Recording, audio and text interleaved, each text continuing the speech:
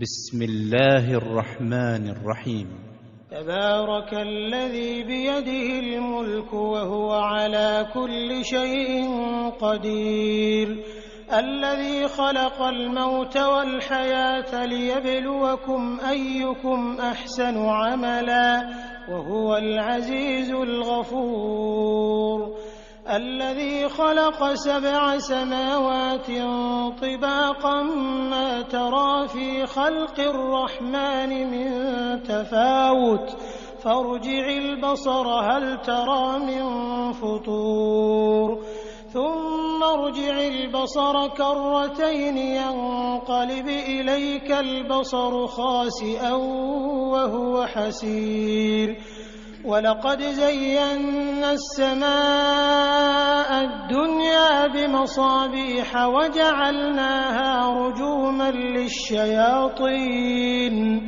وأعتدنا لهم عذاب السعير، وللذين كفروا بربهم عذاب جهنم وبئس المصير، إذا ألقوا فيها سمعوا لها شهيقا وهي تفور تكاد تميز من الغيظ، كلما ألقي فيها فوج سألهم خزنتها ألم يأتكم نذير، قالوا بلى قد جاءنا نذير فكذبنا وقلنا ما نزل الله من شيء إن أنتم إلا في ضلال كبير، وقالوا لو كنا نسمع أو نعقل ما كنا في أصحاب السعير، فاعترفوا بذنبهم فسحقا لأصحاب السعير، إن الذين يخشون ربهم بالغيب لهم مغفرة وأجر كبير، وأسروا قولكم أو اجهروا به إنه عليم بذات الصدور، ألا يعلم من خلق وهو اللطيف الخبير، هو الذي جعل لكم الأرض ذلولا فامشوا في مناكبها وكلوا من رزقه وإليه النشور،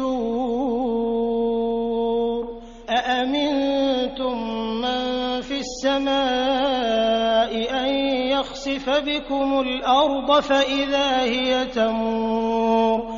أم أمنتم من في السماء أن يرسل عليكم حاصبا فستعلمون كيف نذير، ولقد كذب الذين من قبلهم فكيف كان نكير، أولم يروا إلى الطير فوقهم صافات ويقبضن ما يمسكهن إلا الرحمن إنه بكل شيء بصير، أمن هذا الذي هو جند لكم ينصركم من دون الرحمن إن الكافرون إلا في غرور، أمن هذا الذي يرزقكم إن أمسك رزقه بل لجوا في عتو ونفور، أفمن يمشي مكبا على وجهه أهدى أمن يمشي سويا على صراط مستقيم، قل هو الذي أنشأكم وجعل لكم السمع والأبصار والأفئدة قليلا